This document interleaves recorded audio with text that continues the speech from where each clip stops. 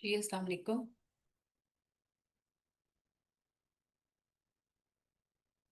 वालेकुम सलाम जी डॉक्टर गुरत। कैसी हैं आप? मैं ठीक हूँ डॉक्टर। आप कैसी हैं? जी अल्लाह का शुक्र ठीक है। चलिए आज से स्टार्ट करते हैं। जी। एक सेकंड में शेयर कर स्टॉप वॉच शेयर करना चाह रही हूँ आपके साथ। शेयर चले। Your timer starts now. जी। ओके अस्सलाम वालेकुम, मेरा नाम डॉक्टर मारिया है, मैं गायनी के शोबे से वाबस्ता हूँ। आपका नाम बताइएगा, आपका नाम क्या है? जी मेरा नाम सहरिश है। सैरिश, आपकी उम्र कितनी है? मेरी उम्र 28 साल है। अच्छा। आपकी शादी को कितना अर्सा हो गया सैरिश? मेरी शादी को 3 साल हो गए हैं। 3 साल हो गए हैं, ठीक है। और आपके कितने बच्चे हैं? डॉक्टर साहब मेरे पास बच्चे कोई नहीं है, ये मेरा तीसरा हमल है। जी तो जी। हमल मेरे जाया हो गए हैं। अच्छा, आपके दो पहले हमल ज़ाया हो गए हैं, ठीक है। अच्छा, मुझे उनके बारे में बताएंगे, आपके जो हमल है कितने कितने हफ्तों पे ज़ाया हुए थे? डॉक्टर साहब एक तो मेरा ट्यूब में हमल हो गया था और वो रप्चर्ड हो गई थी और काफी ब्लीडिंग हो गई थी मुझे। तो वो मेरा ऑपरेशन हुआ अच्छा। था। अच्छा। और उसमें मुझे दो अच्छा। से तीन बोतलें खून की भी लगी थी। ठीक है। अच्छा। कि फिर 2-3 महीने के बाद मुझे दोबारा हमल हो गया था। और वो अच्छा। 3 माह का था तो वो खुद ही जाया हो गया, ब्लीडिंग हो गई थी। अच्छा। ठीक है। ठीक है।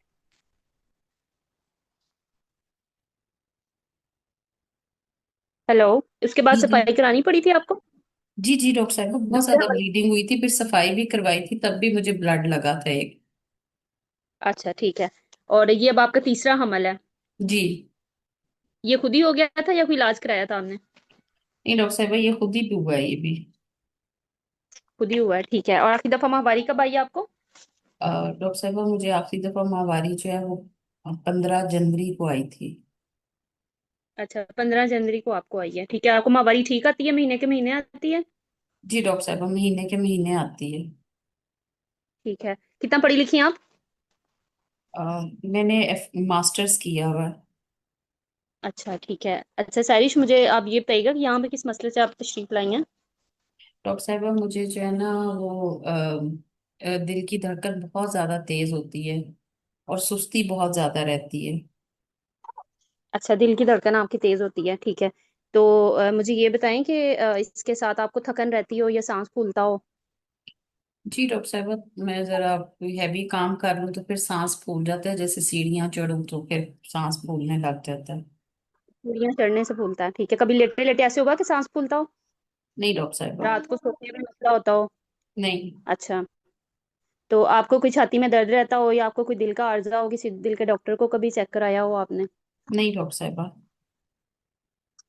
अच्छा, मुझे ये बताएं, आपको कोई सर्दी गर्मी ज्यादा लगती हो या आपको कोई जो है वो गिल्लड़ का मसला? सर्दी ज्यादा लगती है डॉक्टर साहब कुछ। अच्छा अच्छा, ठीक है। तो मुझे ये बताएं कि आपके लिहाज से कितना महीना चल रहा है आपका? डॉक्टर साहब 15 जनवरी को मुझे डेट आई थी। जी जी। अच्छा, ठीक है। कितने मुझे ये बताएं कि फॉलिक एसिड शुरू शुरू से फॉलिक एसिड ले रही हैं आप? जी डॉक्टर साहब मैंने फुलाद की गोलियां खाई थी शुरू में भी, और इंजेक्शन भी वो अच्छा। 18 के लगवाए थे। लेकिन उसके बाद फिर मेरी वालदा की डेथ हो गई तो मैं जा नहीं सकी चेकअप के लिए।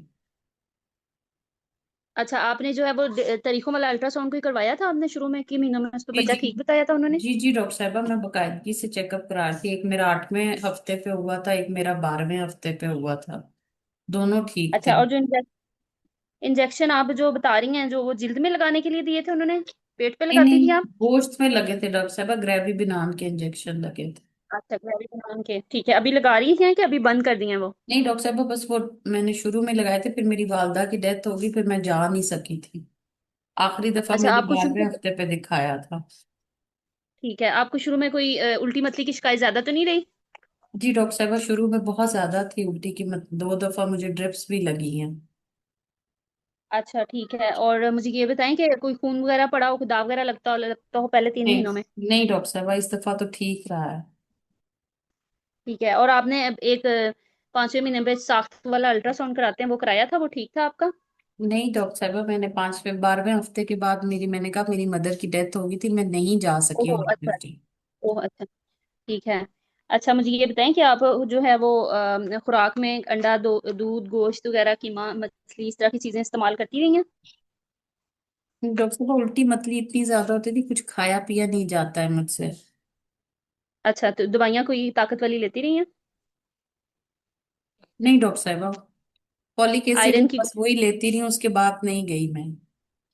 अच्छा ठीक है, और मुझे ये बताइएगा कि आपको जो है कोई पतले पखाने वगैरह तो नहीं रहे, या हमल में बुखार या मलेरिया, कोई टीबी, इस तरह की नहीं नहीं बीमारी हुई डॉक्टर हो आप? साहब, नहीं। इस तरह का कोई मसला नहीं था? अच्छा, पखाने के साथ खून आता हो, या नहीं जो है वो माहवारी नहीं बहुत डॉक्टर ज्यादा आती साहब, रही हो नहीं। आपको? नहीं अच्छा, कभी चावल वगैरह खाने को दिल करता हो आपको, नहीं डॉक्टर या साहब, किस तरह की नहीं। वगैरह? ठीक है। अच्छा, पखाने के साथ कोई आते हो आपको, कीड़े वगैरह आते हो, या उस जगह पे खारिश होती हो? नहीं डॉक्टर साहब, ऐसा तो कुछ नहीं होता। ऐसा? अच्छा मुझे ये बताइएगा कि आपको जो है वो खानदान में किसी को कोई खून की बीमारी हो, किसी को खून की बोतलें लगती हो? नहीं डॉक्टर साहब।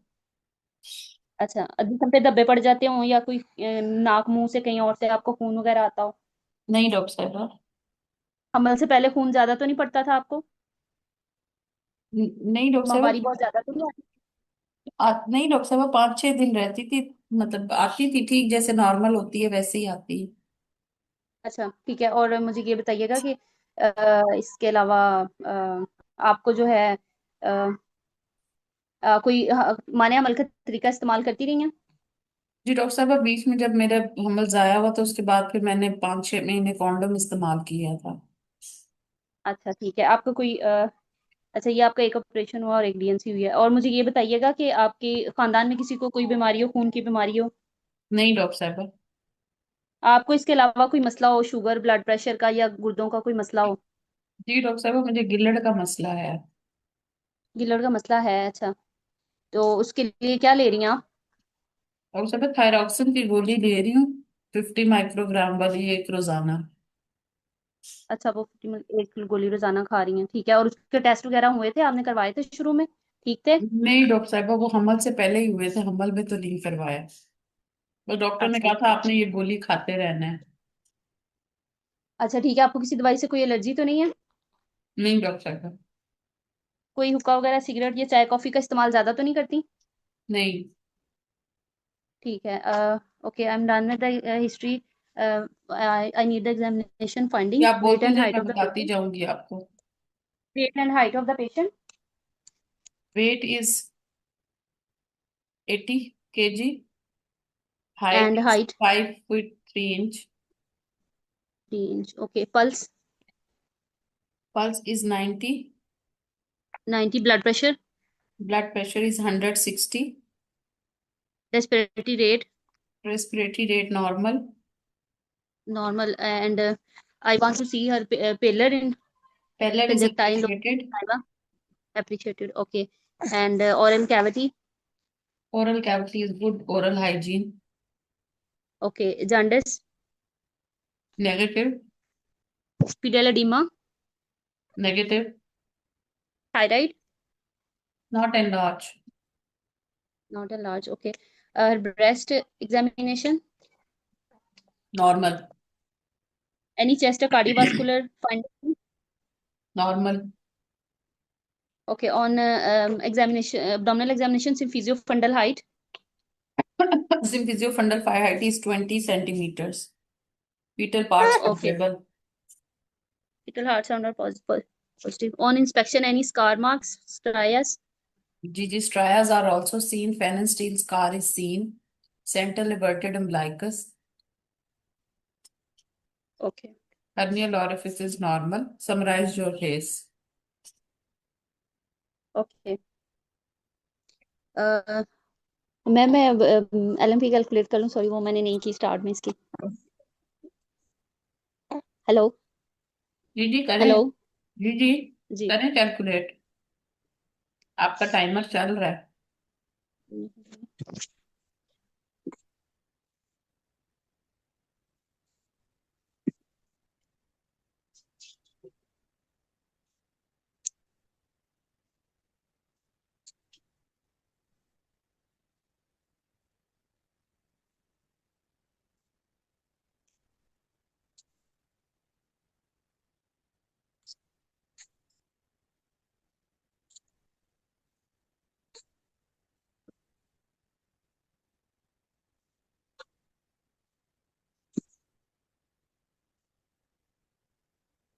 Maria, too much time taking calculation of gestational age, 21 weeks. Summarise करें case.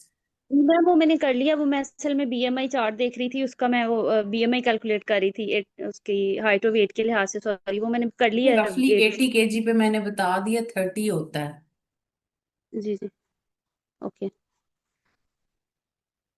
Okay.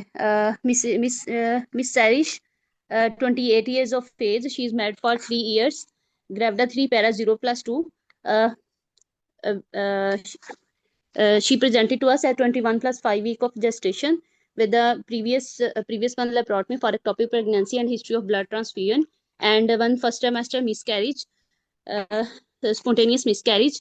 She presented to us with a complaint of palpitation, and also there is a history of fatigue and shortness of breath on climbing the stairs. And uh, she conceived spontaneously. There is a history of excessive nausea and vomiting in the first trimester. Needed a treatment, and there is there is history is unremarkable. On examination, her BMI is 30, pulse 90, pillar is appreciated, and rest of the examination is unremarkable. On abdominal examination, there is a phalangeal scar and striation. Umbilicus is inverted on symphysiofundal height of 20 centimeter, and fetal heart sounds are audible within normal range. BMI बताया आपने? जी जी, BMI मैंने, जी ma'am. आसिया, आपने case सुना है? अपना timer आपने देख लिया उस मारिया? जी मैम। टाइम नहीं ना हुआ आपका चीफ? जी। हम्म। मैं वो डेट कैलकुलेट करते हुए और बीएमआई चार्ट देखते हुए थोड़ा टाइम ज्यादा मैं लग अब गया। आपको बताती। देखिए, पहली चीज तो ये, आसिया आपने केस सुना है? आसिया, आसिया आपको मेरी आवाज आ रही है? जी मैडम आ रही है। आपने केस सुना है? मैडम मैं मुझसे ये थोड़ा सा मिस हो गया, मैं अभी जो है ना वो आपको ज्वाइन किया है ना, आप थोड़ा सा बता दें। चले मैं बता, अभी सुन लें आप, फिर आपने केस समरी करनी है, ठीक है? अच्छा। मारिया, ठीक। ठीक, आपने बायोडेटा बिल्कुल ठीक बताया। लेकिन जैसे एजुकेशन और वो चीजें आप आगे जाके पूछने लग गई, ठीक है? नेम, एज, जी जी। मैरिड फॉर, ग्रेविडा पेरा, आप यहाँ पे अपनी ऑब्स्टैटिकल हिस्ट्री यहीं पे ले आई, ठीक है? जी जी मैम। आपने जो 1 मिनट बाद में लगाया है ना, वो आप यहाँ पे लगाइए। जब एग्जामिनर के पास आप बैठ जाएंगी और आप केस समरी प्रेजेंट करने लगेंगी, it will be a very bad impression कि आप वहां बैठ के गेस्टेशनल एज कैलकुलेट कर रही हैं। क्यों ये बुरा इंप्रेशन होगा? क्योंकि हिस्ट्री में के शुरू से जब तक आपको ये बात नहीं पता कि आपका पेशेंट कितने वीक्स पर है, तो आप जी मैम। बहुत सारी चीजें हिस्ट्री में मिस कर सकती हैं। जी This will be a very bad impression while you are sitting in front of the examiner and you are calculating the gestational age. I always जी। मैंने कहा है कि आपने जब एलएमपी पूछ लिया, तो आपने वहीं पे गेस्टेशनल एज कैलकुलेट करनी है, चाहे आपका वहां पे जितना टाइम लग जाए। जी मैम। चाहे कि आपका गेस्टेशनल ए मेनोरिया कैलकुलेशन 20 सेकेंड्स में हो जाए। और जी मैम। उसकी प्रैक्टिस का एक तरीका ये, डेली एक एलएमपी लो और उससे आप डीओपी निकालो, कोई सी भी जी मैम, गेस्टेशनल इंशाल्लाह एज मैं ले। ट्राई करती हूँ। जी। डेली की प्रैक्टिस करो, you will be very quick by the 6 months. एक एलएमपी डेली का लो और उसका फटाफट जी डीओपी जी। निकालना शुरू करो। अगर आपने जी जी। अगर आपने वो भी लेना है, क्या कहते हैं, व्हील लेना है, व्हील पास रखो और क्विकली डेली का एक एलएमपी लेके देखने की प्रैक्टिस करो, ठीक है? जी मैम। जी सो मैम, इस इंशाल्लाह तरह मैं से आप स्टार्ट जब करूंगी। प्रैक्टिस करेंगी तो आपका डीओपी बहुत क्विक हो जाएगा, नॉट मोर देन 20 सेकेंड्स, ठीक है? जी मैम। इवन जी। एग्जामिनर के सामने बैठ के तो डीओपी बिल्कुल कैलकुलेट ना करें, ये मैं आपको रिकमेंड नहीं करूंगी। इट विल हैव अ ठीक वेरी है। Bad impact. ठीक है, जी। क्योंकि जब हिस्ट्री लेनी है आपको ये पता ही नहीं है आपकी पेशेंट कितने वीक्स पर है, आप ट्राइमेस्टर वाइज हिस्ट्री कैसे ले सकती हैं? जी मैम। आपको तो ये पता ही नहीं आपका पेशेंट है कितने वीक्स के ऊपर। ठीक है, और जी उन मैम, बिल्कुल चीजों ठीक को है। आप बार बार रिपीट कर रही थी, इसका मतलब है आप उसको ध्यान से सुन नहीं रही थी। उसने बार बार कहा कि 12वें हफ्ते के बाद मैंने चेक नहीं कराया, मैं अब आपके जी। पास आई हूँ। ठीक है, सो बहुत सारे क्वेश्चन, आपके कितने माह का हमल है, जब उसने आपको एलएमपी बता दी तो वाई आर यू आस्किंग कि आपके कितने माह का हमल है? नहीं, तो मैम मैं सोच रही थी कि इरेलीवेंट। एलएमपी बाद में कैलकुलेट कर लेती हूँ, पेशेंट से पूछ लेती हूँ कितने नो महीने नो हैं, नो इसलिए हाथ नो से भी मैं नो, बोल दिस इज अ ब्लंडर। जी मैम। ये ब्लंडर है कि पेशेंट आपको एलएमपी बता रही है और आप उससे ये पूछ रही हैं, ये सवाल पूछ रही हैं कि आपको कितने माह का हमल है। आपके ख्याल में पेशेंट पढ़ी लिखी है, मास्टर्स है, उसने फिर आगे से आपको जवाब भी यही दिया कि मैं तो मैंने आपको डॉक्टर साहब डेट बता दी है, मेरी 15 जनवरी डेट है। समझ आई? सो जी मैम। ये इस तरह की छोटी, इस तरह के ब्लंडर्स नहीं करने हैं। इस आपने रियलाइज करना है कि पेशेंट मुझे क्या बता रही है और मैंने उसको इंटरप्रेट भी करना है, उसको अपने दिमाग में इंटरप्रिटेशन हर बात की करनी है। जी मैम। ठीक है, जहां पे उसने आपको कोल्ड इंटॉलरेंस, आप जब कॉजेज, आप पहले आ जाएं जी, आपने प्रेजेंटिंग कंप्लेंट पूछ ली, प्रेजेंटिंग कंप्लेंट जी जी। आपने सारी पूछ ली, ठीक है, रूल आउट भी कर ली, ठीक है। अब आप आ गई हैं जी। कॉजेज की तरफ। कॉजेज को थोड़ा जी सा मैम। आपने ना हैप हैजर्ड कर दिया, थोड़ा सा कुछ चीजें बीच में गायनी की पूछना शुरू कर दी, आप गायनिकोलॉजिकल हिस्ट्री पे आ गई, फिर आप एंड पे दोबारा कॉजेज पे चली गई। ठीक है, तो that was a little bit haphazard. यानी बीच में आपकी जी। ऑपरेशंस आ रहे थे, बीच में आपकी कॉन्डोम की हिस्ट्री आ रही थी, कॉन्ट्रासेप्शन, फिर आप कहीं आपको कीड़े वगैरह तो नहीं आते, फिर कुछ चीजें और आपको याद आई बाद में, आ सकती हैं, कोई इशू नहीं है, लेकिन बट ट्राई टू बी कि जब आप कॉजेज के सवाल पूछ रहे हैं तो वो सारे सवाल एक ही दफा रट्टा लगा लें। मैंने आपको उर्दू जी। टेम्पलेट भेजा था ना नीमिया का, हैंड जी मैम। रिटन, रट लो जी जी। उसको, वो रट लो। ऐसे जी सवाल अच्छा, आपको दिल की धड़कन तेज होती है, थकावट ज्यादा तो नहीं हो जाती है, सांस तो नहीं फूलता, अगर सांस फूल रहा है रात को सोते हुए में तो नहीं होता, कभी सोए हुए में सांस फूलने की वजह से तो नहीं उठती, सीने में कोई दर्द तो नहीं होता, दिल का कोई मसला तो नहीं है, गर्मी सर्दी ज्यादा तो नहीं लगती, अच्छा आपको गिल्लड़ का मसला तो नहीं है कोई, अच्छा है गिल्लड़ का मसला, उसके लिए कोई दवाई खाती है, कब से गिल्लड़ का मसला है, डॉक्टर को चेक करवाया था, कोई टेस्ट करवाए थे आपने?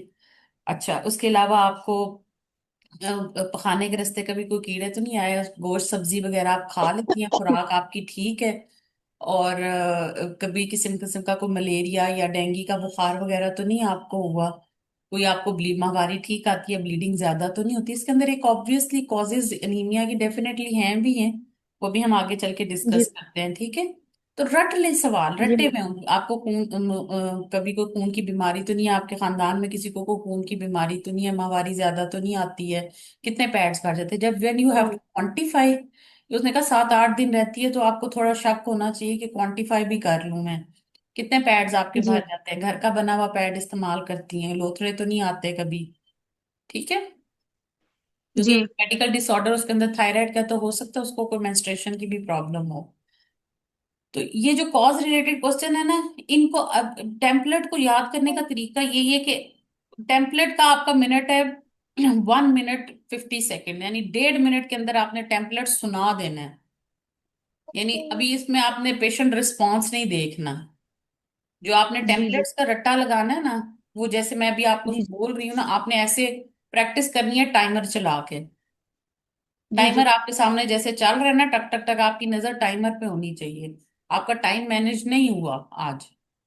ठीक है, जी। तो अगर टाइम मैनेज नहीं होगा वहां पे तो फिर कोई फायदा नहीं होगा, क्योंकि बाय द ओवर 10 मिनट्स आप केस केस समरी प्रेजेंट करना शुरू हुई है। ठीक है, बट टाइमर जी। आज, ये टाइमर है आज 11 मिनट है, तो by 10 October it should be 7 minutes.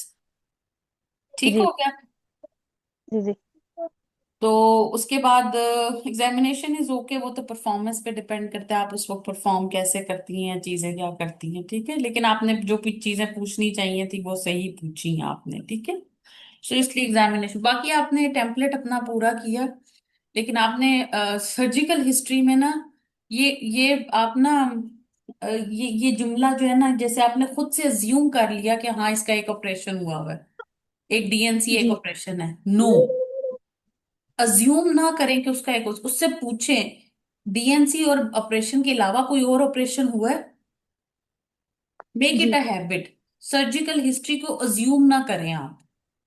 आपने खुद से जी जी। अज्यूम कर लिया, हालांकि इसके हाँ कोई जी, मैंने ऐसे सर्जरी किया। नहीं थी, लेकिन यू जी can, there is a most chance कि आप उसकी सर्जिकल हिस्ट्री मिस कर जाएं अगर आप ऐसे खुद से अज्यूम कर लेंगे। जी टेम्पलेट अपना पूरा कीजिए। जी आपका कोई किसी किस्म का कोई और ब्लड प्रेशर, शुगर, दमा, टीबी या कान का कोई मसला तो नहीं है? आपका किसी किस्म का इन दो प्रेशर, डीएनसी, और अगर आप पूछना ही चाहती हैं और ये बावर कराना चाहती हैं कि आपको पता चल गया कि लेप्रोटमी और डीएनसी के अलावा कभी कोई और ऑपरेशन तो नहीं हुआ, ठीक है। जी वेरी इंपॉर्टेंट क्वेश्चन जो आपका मिस हुआ, जिसको आप लोग माजरत कहते हैं, मैं पर्सनल क्वेश्चंस कहती हूँ। जाती नोयत का सवाल जी। पूछ रही हूँ, कोई हुक्का, सिगरेट नोशी वगैरह का इस्तेमाल, तो कोई नशा वगैरह अद्वियात इस्तेमाल तो नहीं करती? This is a safety. ये मैंने पूछा था मैम, ये पूछा मैंने अच्छा, स्मोकिंग के साथ। जी, स्मोकिंग, चाय, कॉफी, ये मैंने पूछा, हाँ, उससे वो ज्यादा चाय तो नहीं करती। कॉफी का मुझे रजिस्टर हुआ, मुझे स्मोकिंग रजिस्टर नहीं हुआ। वो क्योंकि आपने साइन पोस्ट नहीं ना किया। जी जी हाँ, साइन पोस्ट, जो जो क्वेश्चन ये हैं, ये साइन पोस्टिंग जो आप जैसे करते हैं ना, जाती नोयत का सवाल पूछने लगी हूँ, ठीक है, तो जी ये साइन पोस्टिंग जी होती है, this is called sign posting. और इस साइन पोस्टिंग के मार्क्स होते हैं। चाय कॉफी इट्स नॉट नशा, ठीक है। वो आपने जी पूछा कॉज में, कि ये अगर आयरन ले रही है तो टी कॉफी ले रही है तो कहीं एब्जॉर्प्शन में मसले तो नहीं होंगे, समझ आई? जी। दैट वाज नॉट द हाँ जी sign post question, that was not patient safety, वो आपके कॉज वाले क्वेश्चंस हैं। वो आपने रूल आउट जी किया कि अगर मैं इसको ओरल आयरन दूंगी तो कहीं ये एब्जॉर्प्शन वाली चीजें, रिड्यूस रिडक्शन ऑफ एब्जॉर्प्शन जिससे हो रही है वो चीजें तो नहीं ले रही है, ठीक है। जी इज इट क्लियर नाउ कि वो कैसे जी जी पूछना है आपने? ठीक है। जी बिल्कुल जी, सो ठीक। हाँ जी हिस्ट्री के ये पॉइंट, और ये पॉइंट्स आपने बताने भी हैं।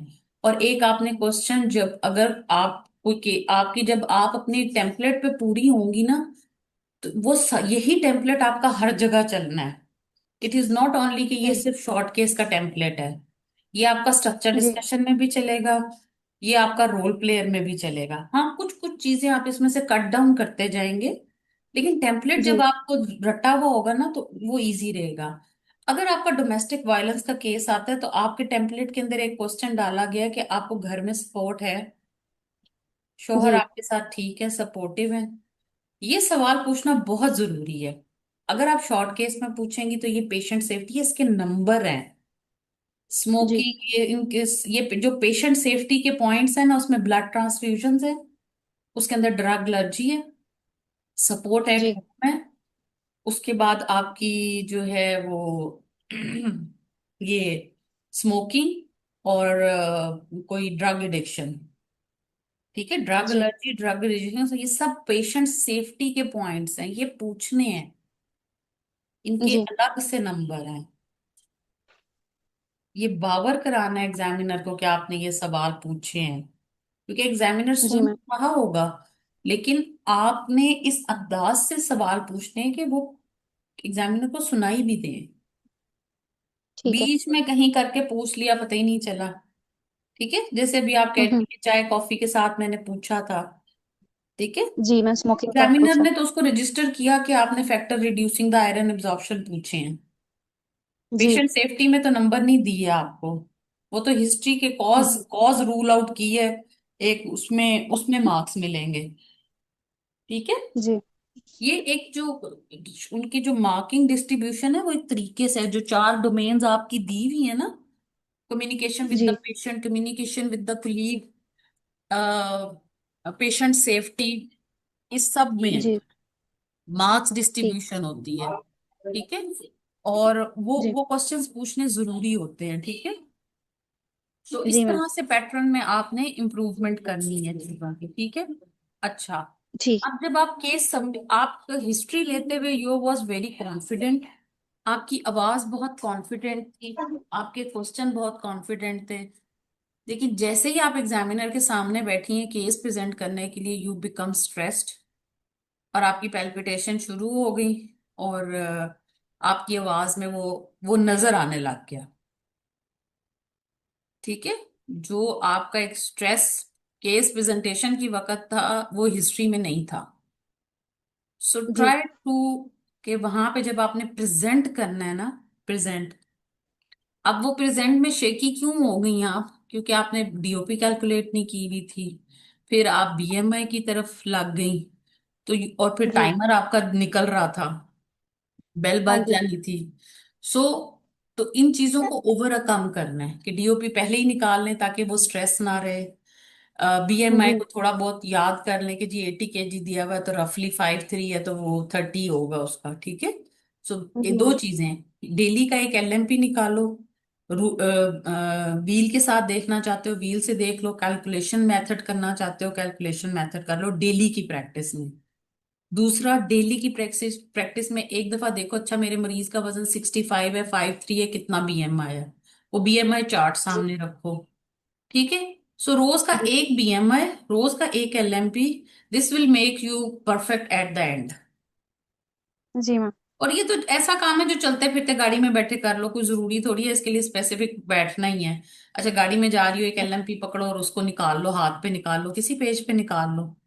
ठीक है। जी मोबाइल मैम। के अंदर बीएमआई वाली पिक्चर रखो और गैस करो कि जी 75 है तो कितना होगा। ठीक है। सो वो जब बीएमआई चार्ट ठीक है। आपकी डेली नजर से गुजरता रहेगा, तो you can overcome this problem. फिर आपकी वॉइस शेकी नहीं होगी, आप कॉन्फिडेंट होगी, और आप फिर बोलोगे अच्छा। जी। ठीक है। इंशाल्लाह। जी। जी। जी। आसिया, आप मुझे एक दफा केस समरी बना दें, फिर मैं हिस्ट्री, और उतनी देर में बाकी सब लोगों ने अगर कोई अपनी क्वेरी या क्वेश्चन पूछना है या कोई ऐसी चीज ऐड करनी है जो मेरे से मिस हो गई हो, तो वो भी आप ऐड कर सकते हैं। उतनी देर में आसिया, आप मुझे अपना केस समरी सुना दें। मैडम मैंने जो इनके पॉइंट्स सुने हैं और आपके जी डिस्कशन जी, बस आप से मुझे, जो मैंने मुझे पता अंदाज ही चला है देखना है आपका मैं वो बता प्रेजेंटेशन देती हूँ। का। Okay, madam. Mrs. Sehrish, 23 years old, and Gravida third para 0 plus 3 presented at 21 plus 5 weeks of gestation with the palpitation. Madam, her 30 पेलस pause है। यही मैंने जब आपको ज्वाइन किया तो ये समरी प्रेजेंट कर रही थी, तो बस मैंने इनका यही सुना है, बाकी आपका डिस्कस सुना है। चले, ठीक है। एक और इम्पोर्टेंट इन्होंने भी वो बता दिया, मेरे जहन से निकल गया था। मिस सहरिश नहीं बोलना, शी इज मैरिड। सो आप सिंपल मिस और मिसिस के चक्रों में बेशक ना पड़े, आप सिंपल सैरिश पे ही रहें। My patient सैरिश, 28 years of age, married for 3 years, Gravda 3 para 0 abortion 2, presented at 21 weeks of gestation, sure of dates, having LMP 15th of January and AGD of 22 of October. And she has presented with the complaints of palpitation and easy fatigability and shortness of breath after heavy work. She had no complaint of chest pain. She had a cold intolerance and having a thyroid disease for 3 years, and on tablet thyroxine 50 microgram OD. She had nausea, and she had no significant history regarding the causes of anemia कर लो, या she had no other significant history. Uh, she had nausea, vomiting in the first trimester, and she lost the antenatal follow-up after 12 weeks, and took the folic acid and the injection Gravimeron in the first trimester, and admitted for hyperemesis gravidum twice, and treated and settled with injectable drips.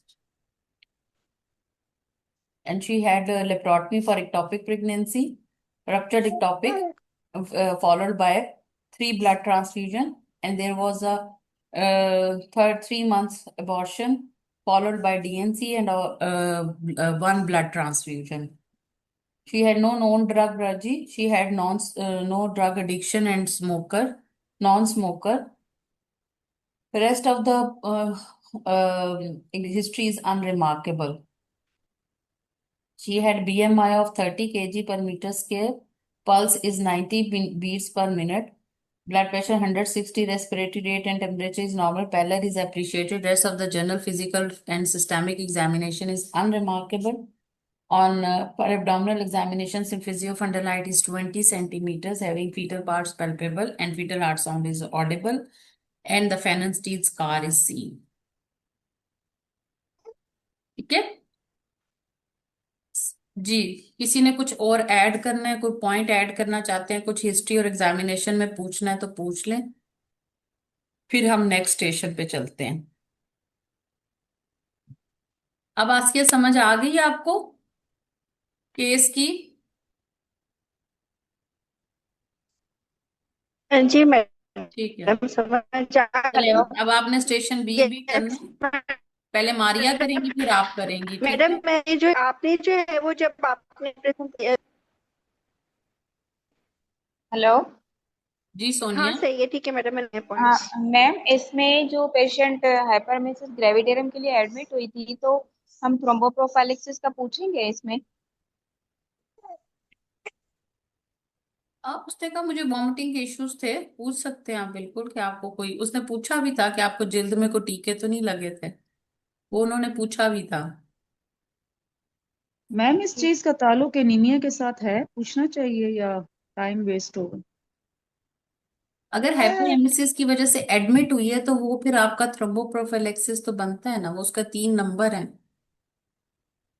जब patient सही। आपका हाइपरेमेसिस gravidarum की वजह से admit हो रहा है तो जितनी देर वो ठीक। एडमिट रहेगा उसको थ्रोम्बोप्रोफिलेक्सिस देना है ना। क्वेश्चन तो सही है। इम्पोर्टेंट है ना कि आपको ठीक है। जल्द में कोई टीके लगे थे, वो पूछना है, वो मारिया ने पूछा भी था। सही।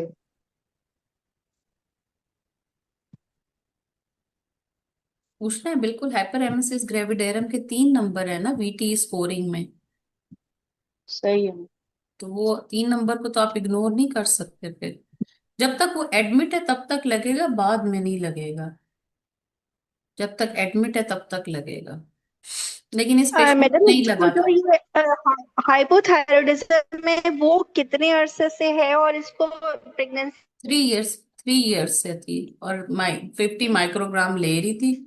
और प्रेगनेंसी में थायराइड प्रोफाइल नहीं हुआ, प्रेगनेंसी से पहले हुआ था। तो नहीं है? जी। किसी और ने कोई क्वेश्चन पूछते हैं? आसिया आपकी ना आवाज बहुत ज्यादा कटती है, उस पर समझ नहीं आती है, थोड़ा सा चेंज कर लें आप अपना वाईफाई या कुछ। जी, किसी और ने कुछ पूछना है हिस्ट्री एग्जामिनेशन में, नहीं तो फिर मैं आगे चलूं। मैम आगे चलें। जी मैडम। चले आजे मारिया। जी मैम, इधर ही हूँ। जी, एक सेकंड में आपके साथ फिर आपका टाइमर शेयर करूं ताकि आप, बंद हो जाएगा, 5 मिनट रह गए, लेकिन आप लोग, आप फिर दोबारा से जो है ना इसको स्टार्ट कर लीजिएगा, ठीक है? Okay, your time starts now. जी ma'am. What are the risk factor in your patient? Ma'am, risk factor in my patient or there is a history of hyperemesis gravidarum in the first trimester, and no history of iron supplements, and decreased antenatal visits, and also there is a history of multiple blood transfusion in the previous DNCs and previous laparotomies, and she also is a case of hypothyroidism. So these are the risk factor in my patient. What is most important risk factor in this your patient? इतने ढेर सारे आपने risk factors दिए, आप इसमें से number 1 कौन सा करना चाहेंगी? Uh, Ma'am, in this अगर pregnancy, मैं ma'am, आपसे कहूं कि history ये of सारे रिस्क फैक्टर्स को तरतीब जरा दे दें, तो 1 और 2, जी जी दो रिस्क फैक्टर्स मुझे इसमें से इंपॉर्टेंट निकाल के बता दें। uh, ma'am, hyperemesis gravidarum and um, no intake of iron supplements. हम्म, चले What investigations you will perform? Okay, ma'am, वैसे I ही need आपका a गलत blood. है रिस्क फैक्टर्स जो आपने बताए हैं. This is not like that. ठीक है. आगे. What investigations you will perform in this patient? Ma'am, I want her blood group and Rx factor. B positive. B positive. Okay. I want her complete blood count with date to see her hemoglobin in gram per deciliter. 8 gram per deciliter. TLC count. TLC count is 7,000. Platelet 7 the is platelet count. 200,000. Okay. And her red cell indices. All MCV, reduced. MCH, MCH. All reduced. And okay. On peripheral film. Hypochromic microcytic anemia. And serum ferritin level. Serum ferritin level is 25. 25. Okay. I want her viral serology, SBS antigen, anti-HCV, HIV. Negative. Negative. Okay. And her fasting and 1 hour postprandial level. Normal. Normal. Okay. I need a urine complete examination for protein, pasta, sugars. Normal. Okay. I also want her free T4, TSH. T3 is 7. T4 is Okay. 15. And TSH Okay. is 2.5. 2.5. And thyroid peroxidase antibodies if done. Not done. Hello. Not done. Okay, not done. And I want to review her dating scan to Hmm. see the viability and the number of fetuses, 18 any weeks of anomalies. one scan is 8 weeks single alive pregnancy. Another scan is Ji. of 12 weeks. Okay. Knuckle results is in 1.5 mm. Okay. And Bliker is normal. Placenta is fundal. Variable live fetal heart and fetal movement is present. Okay. And any other scan, an anomaly scan have been done apart from this? Single alive pregnancy of 21 weeks. ये अभी का recent scan है. आज का जी scan. Ji 21 ji ji weeks biometrial or no anomaly is seen. Liker is normal. Placenta is normal. Ji ji No other ठीक है. investigation is available. Manage your case. Okay. First of all, I will counsel the patient about the diagnosis. That is a high risk pregnancy. She is a case of moderate anemia with hypothyroidism, and I will explain her the fetal-maternal implications. The maternal risk include increased risk of preeclampsia. There is also increased risk. Why there is anemia in thyroid patient? Ma'am, there is a decreased production of RBCs in the hypothyroid patient.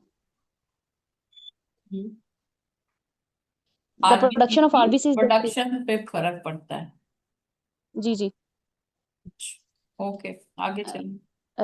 I will explain her the fetal-maternal risk. The maternal risk include increased risk of preeclampsia, increased risk of infection, pupil sepsis, increased risk of in the fetus there is increased risk of intrauterine.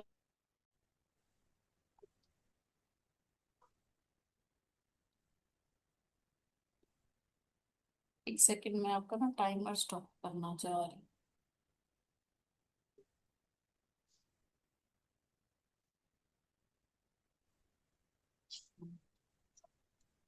चलिए.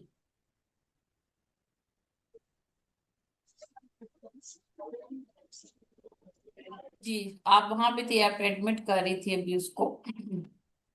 जी ma'am. I will admit my patient. I will involve the multidisciplinary team, including me as obstetrician. I will involve the physician, and I involve the dietitian, specialist nurse, and I will.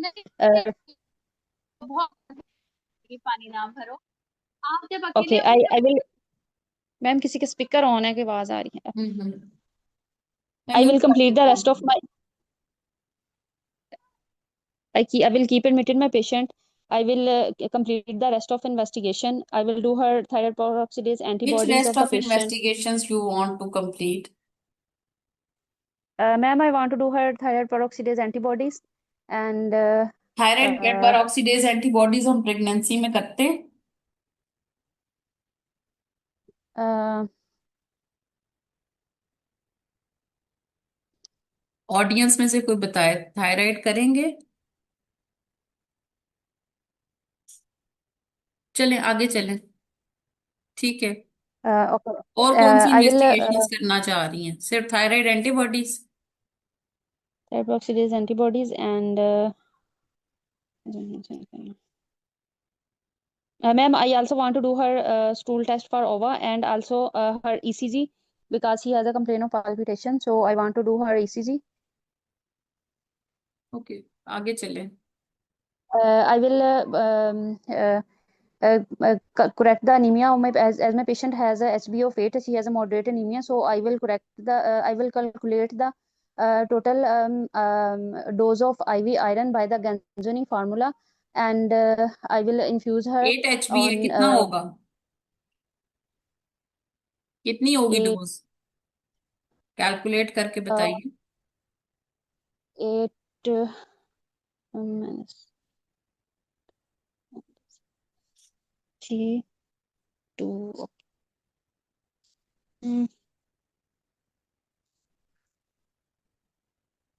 Ma'am, I will give her 1,000 two infusions of iron carboxymaltose and will correct her HB. My aim is to keep her HB up to 11, and I will infuse her two IV doses of iron carboxymaltose on alternate days. कार्बोक्सीमाल्टोज में And कितना iron होता है? Ma'am, iron कार्बोक्सीमाल्टोज में जो है वो 500 milligram होता है 10 ml के एम्प्यूल में 500 मिलीग्राम। तो मैम 2 देंगे अल्टरनेट डेज पे, हम एक 1 इन्फ्यूजन एक दिन और दूसरे दिन सेकंड इन्फ्यूजन, टोटल 1000 जो है वो इन्फ्यूज। अच्छा, गेंजोनीज फार्मूला आपका क्या था?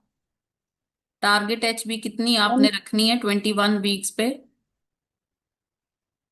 21 वीक पे मैम 10.5 आपके पेशेंट की कितनी है? 8 एचबी मैम। 8 HP। उसके बाद क्या करना है? Ma'am multiply by 2.2 and weight of the patient plus 1000 2.2 multiply by multiply by weight of the patient plus 1000। Weight आपके पेशेंट का कितना है? 80। 80 मैम, 80 वेट है आगे प्लस 1000। +1000। जल्दी से कैलकुलेट करें, ये कितना बनता है?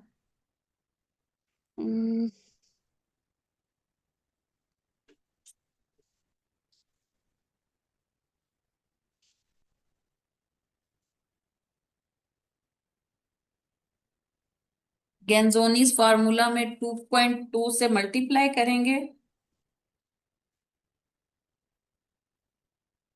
या प्लस करेंगे? मल्टीप्लाई करेंगे। मल्टीप्लाई मैम करना। गुड, ठीक है।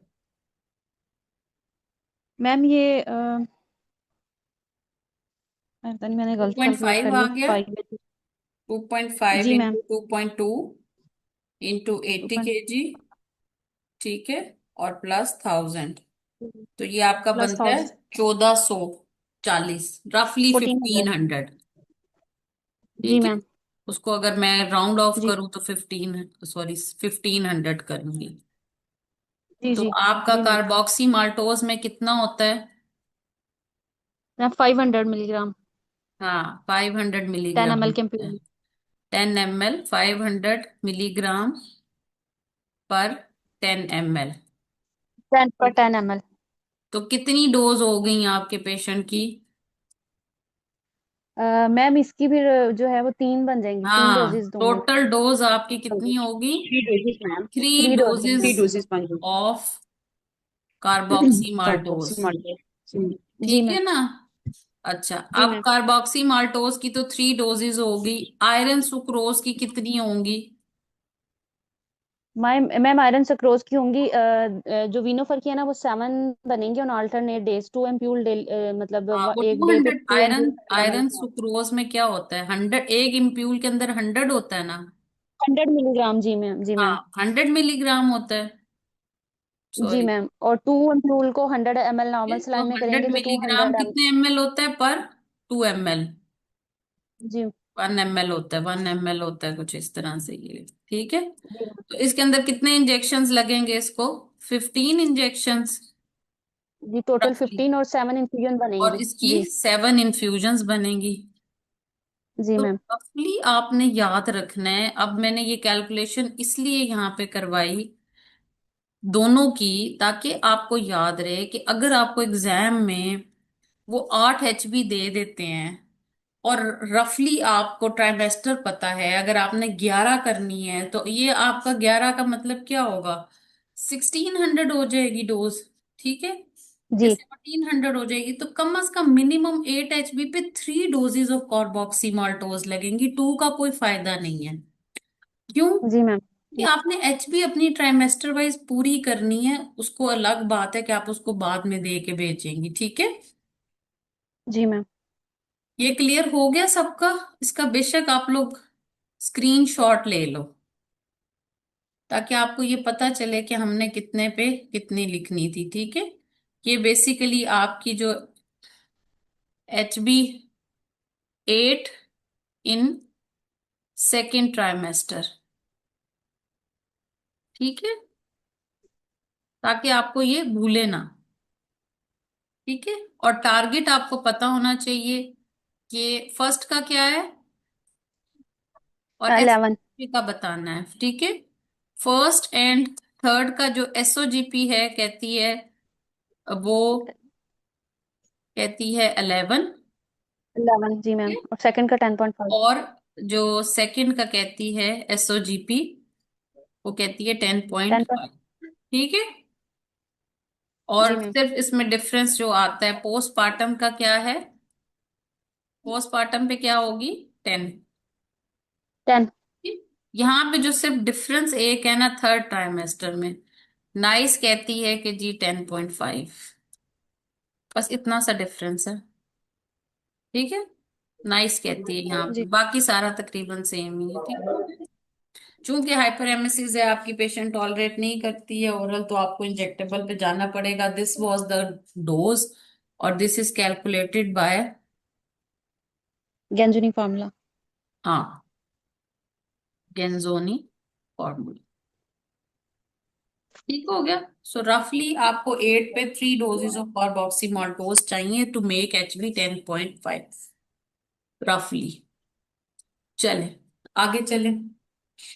जी ma'am, I will counsel the patient आपने अबाउट कर द लिया, डाइट पेशेंट दैट। कर लिया, अब आपने उसको डिस्चार्ज कैसे करना है और क्या बताना है? I will advise her to take the prophylactic dose of elemental iron, that is 65 milligram, and avoid to take with a meal or tea or coffee, and take it is If your better to patient is take with not the tolerant, patient vitamin is C. not want to take oral iron, what will be your strategy then? So I will ask. I will explain her to increase the dietary intake of iron, such as Hmm. meat, egg, poultry, fish, Hmm. and in case she has any Hmm. in case she has any bleeding or bleeding, she should come to the hospital, Hmm. Okay. and she Like, should follow. She should when she do will the. follow up you?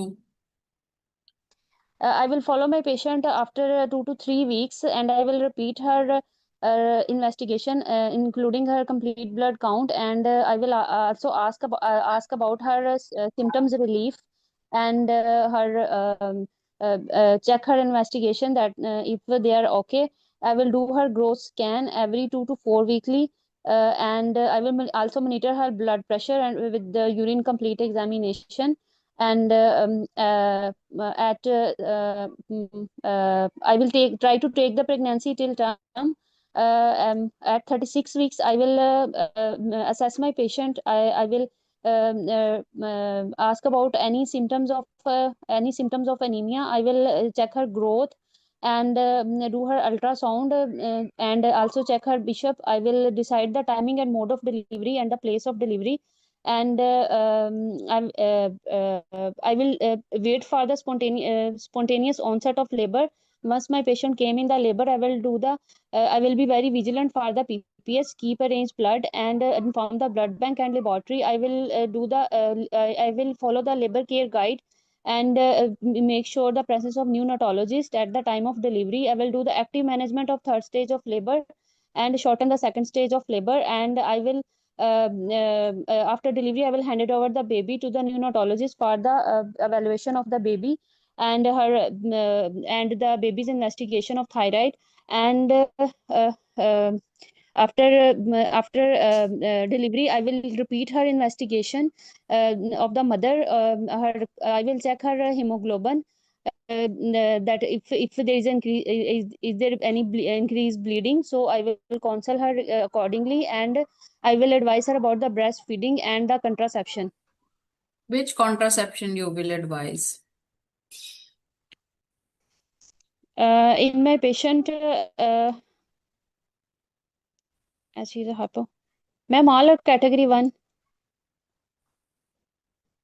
All are category 1 है, but what you advise her? What is your choice? Everyone, everything is category 1, but one thing you want to give her. What will you give her? Okay, ma'am, I will put her on OCPs. Why OCPs? Short acting देना चाह रही हैं आप उसको? Ma'am, nahi, I will avoid the intrauterine devices because he has a history of an ectopic pregnancy. To avoid the risk of that, I Yes, will this put her is on oral important. contraceptive. Yeah, I will Yes, ma'am. not advise the copper tea. यार कहीं से नहीं आ रहे तुम। ठीक है? जी ma'am. This is very important कि आपने उसको ये नहीं एडवाइस करना कि आप कॉपर टी रखवाएं। जी मैम। ठीक है, आप उसको कहेंगे I will advise her LARC in the form of implants, और आई जी विल मैम, ये advise her oral contraceptives after 6 weeks. ठीक है, अभी जी तो आप उसको ओसीपीज नहीं दे सकती ना। जी मैम, बिल्कुल ब्रेस्ट फीडिंग हाँ, की वजह से। जी तो ये भी आपको पीरियड भी पता होना चाहिए। तो यूं जब ये क्वेश्चन एग्जामिनर पूछना चाह रहे हैं, एक्चुअली आपके केस के अंदर वो ये देखना चाह रहा है कि आप कितना सेफ होती हैं। जी ma'am. Okay, good, it was good presentation in a sense कि आपने उसको चीजों को लेके चली। जो मिस आपने किया वो आपने ओजीटीटी और ग्रोथ स्कैन्स को। ठीक जी है, मैम, ग्रोथ स्कैन मैम बोला था 2 to 4 वीकली। 2 to 4 वीकली नहीं ना, growth scan is always 4 weekly. ठीक है, जी तो ग्रोथ को आप असेस करें, 4 वीक्स के बाद बुलाएं, आप उसकी एचपी रखें। और दूसरी चीज जो मैम, इसमें एसटीए का रिस्क नहीं है, तो हम 2 वीकली नहीं करेंगे? नहीं नहीं, ऐसा कोई क्या रिस्क है, सिर्फ एनीमिया करेक्ट कर दिया। वंस इट इज जी करेक्टेड तो फिर तो कोई रिस्क नहीं रह गया ना। जी मैम। अनीमिया ठीक है। परसिस्ट रहे, ब्लीडिंग रहे, एपीएच हो, तो फिर वो रिस्क होता है। Corrected anaemia is not an risk, you have correct the जी अनीमिया। मैम। ठीक है। ठीक है, yes, what you have to do, you have to monitor the growth by Symphysio Fundal Height every 4 weeks. You will perform her CBC every 4 weeks. And if there is जी any increment dose required of the injectable iron, I will give that. क्योंकि ये patient को आप oral नहीं दे रही हैं, इसको आपने डाइट पे रखा हुआ है। ठीक है, जी क्योंकि पेशेंट कहती है मैं जी मैम। ओरल नहीं खा सकती, तो जब आपने 4 वीक्स के बाद आना है तो फिर आपने एक जुमला बोलना है इसमें कि if there is any further requirement of increment dose of injectable iron, I will provide according to the haemoglobin of the patient. ठीक है। ये जुमला ऐसे बोलना है फिर। ये जी मैम। स्पेसिफिकली मैंने बीच में क्वेश्चन डाला था कि मैं तो ओरल नहीं ले सकती, तो मैं क्या करूं।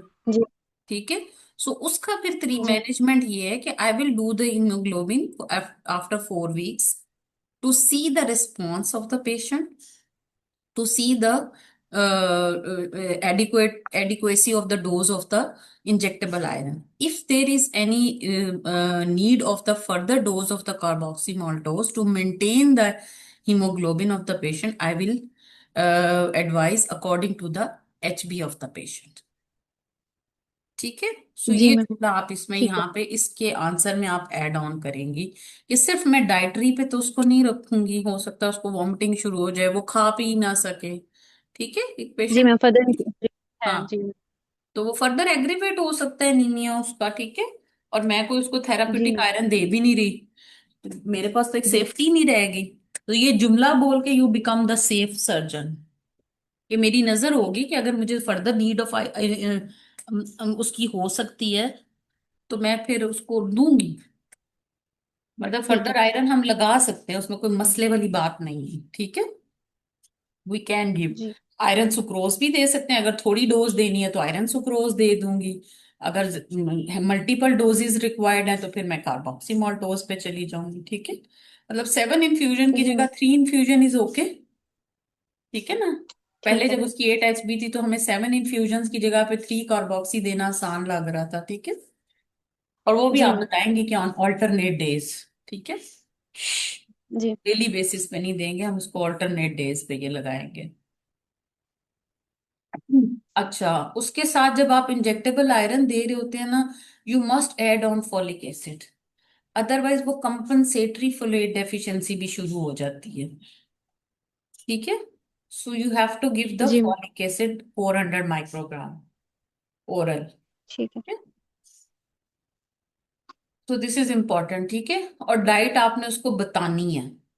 ठीक है, कि आप जी डेट्स, आप खजूर, dates, I will advise the diet rich in iron, that is the dates, carrots, beetroot, apple, and green leafy vegetables, fish and meat, white meat, red meat भी कह सकते जी हैं। ठीक है, तो आपने नाम बोलने हैं। ठीक है। अच्छा, आपने इसमें जी ना फिजिशियन इन्वॉल्व किया था, आई मस्ट सेड कि हीमाटोलॉजिस्ट कर ले आप, क्योंकि मैं फिजिशियन। वो थायराइड की वजह से मैंने फिजिशियन को अच्छा, इन्वॉल्व किया। थायराइड की वजह से फिजिशियन को इन्वॉल्व। ठीक है, एंडोक्राइनोलॉजिस्ट या फिजिशियन अगर आप उसके लिए ले रही हैं तो इट्स ओके। हाँ, इसके अंदर जी अब मैम। आपने मिस नहीं करना, आपने TFTs रिपीट करने हैं एवरी पोस्टमार्टम जी ट्राइमेस्टर। मैम। ठीक है, और टाइट्रेट करनी है थायराइड, वो भी जुमला आपने जरूर बोलना है। तो जब दो, मैं अब ठीक इस है। दफा मैं सिंगल केस की प्रैक्टिस नहीं करवा रही, मैं दो दो केस की, क्योंकि एग्जाम में आते हैं दो दो। तो मैंने शुरू से ये जी पैटर्न मैम, ऐसे रखा होता है है। अब इस दफा कि हम दो दो साथ ही करेंगे। ठीक है, ताकि आप मिस ना करें, क्योंकि जब हम सिंगल की प्रैक्टिस करेंगे तो फिर आप मिस करते जाएंगे। सो दिस टाइम थोड़ा सा मैंने अपने क्लास को चेंज करके ना, सिंगल की बजाय, पहले मैं हमेशा सिंगल ही रखती थी कि अनीमिया तो बस अनीमिया पे रहती थी, दूसरी चीज मैं निकाल देती थी। ठीक है, ये लाइव पेशेंट्स हैं, ये ऐसी बात नहीं है क्योंकि मैंने खुद से बनाया, मैं ये लाइव पेशेंट्स OPD के होते हैं जो मैं सिलेक्ट कर लेती हूँ के क्लास के लिए। ठीक है। सो आपने इस तरह से इन पेशेंट्स को लेके चलना है। कोई और कुछ मैनेजमेंट में ऐड करना चाहता है जो मुझसे मिस हो गया हो? बाकी योर प्रेजेंटेशन वाज गुड। थोड़ा सा कॉन्फिडेंस को बिल्ट अप रखें, मोराल अपना बिल्कुल ऐसे अ, ना, आवाज के अंदर आपका मोराल बिल्कुल नीचे की तरफ था। You are confident, you are doing very well, आपको पता है आप क्या कर रही हैं। थोड़ा सा अपने मोराल को हाई रखें, यू कैन डू इट। ठीक है। जी मैम, इंशाल्लाह मैं कोशिश करूंगी नेक्स्ट। हाँ, मतलब एक्सक्यूज मी मैं डॉक्टर ढीला। कोरक। अब एग्जामिनर को मुझे मुझे लग रहा था यार इसको चलाओ, धक्का दो, थोड़ा सा मुराल इसका ऊपर करो, वो इस तरह का एग्जामिनर को फीलिंग आती है, मतलब एक इंथुजियाज्म होना कि हाँ मुझे आती है, मैं सही एक्सक्यूज कर मी रही हूँ, जो डॉक्टर भी कर कोरक। रही हूँ मैं कर रही हूँ, वो सही कर रही हूँ। जी मैम। जी डॉक्टर आसिया।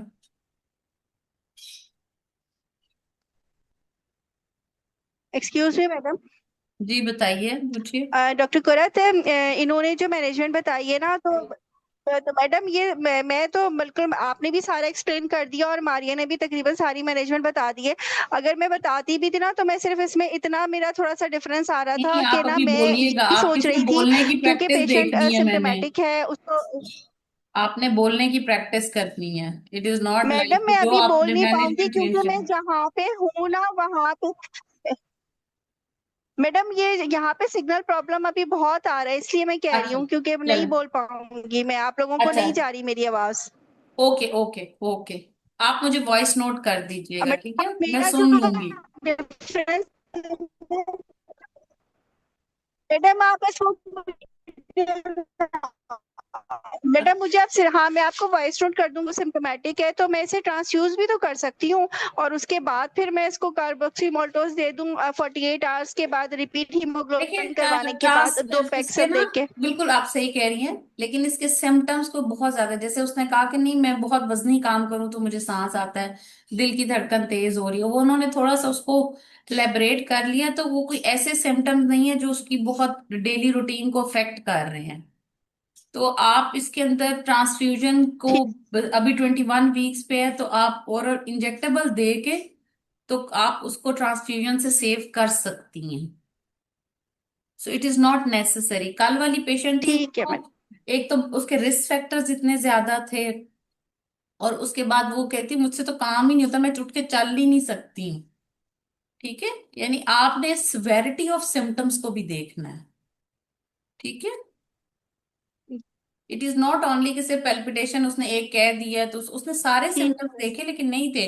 जो कल वाली पेशेंट थी उसकी इजी फटिकेबिलिटी भी थी, उसको पेल्पिटेशंस भी थी, उसको ऑर्थोपनिया भी हो रहा था, वो चल फिर भी नहीं सकती थी, काम ही नहीं कर सकती थी। सो सिवेरिटी ऑफ सिम्टम्स ज्यादा थे। इसके अंदर उसने सिर्फ कहा मुझे दिल की धड़कन तेज हो अच्छा जाती है। मैडम, अगर ये पेशेंट जो थी डायबिटिक भी होती, लेट सपोज इसको 2 कोर मॉर्बिड्स होते, तो हम फिर ये जो हमने डोज नहीं, कोमॉर्बिडिटीज उसके अंदर दो अंदर, वो जो थायराइड है वो उसको, थायराइड उसको जो है वो, मुझे ना कि वो आवाज आपकी पूरी कट रही है, नहीं समझ आ रही, आप टाइप कर देंगी प्लीज। हम इसी तरह कैंजनी से एक्सप्लेन कर बताते कि आसिया टाइप कर दें, आवाज मैं नहीं आ रही मुझे ना आपकी मैडम बिल्कुल। मैं आपको रिकॉर्डिंग सेंड कर दूं कि आप उस पर कमेंट कर दीजिएगा। जी जी, जरूर जरूर जरूर। जी अच्छा, अब टाइप में किसने क्या लिखा हुआ है? हाँ, ये स्टूल टेस्ट अब ऑब्सलीट हो चुका हुआ है, हमारे यहाँ नहीं कराना।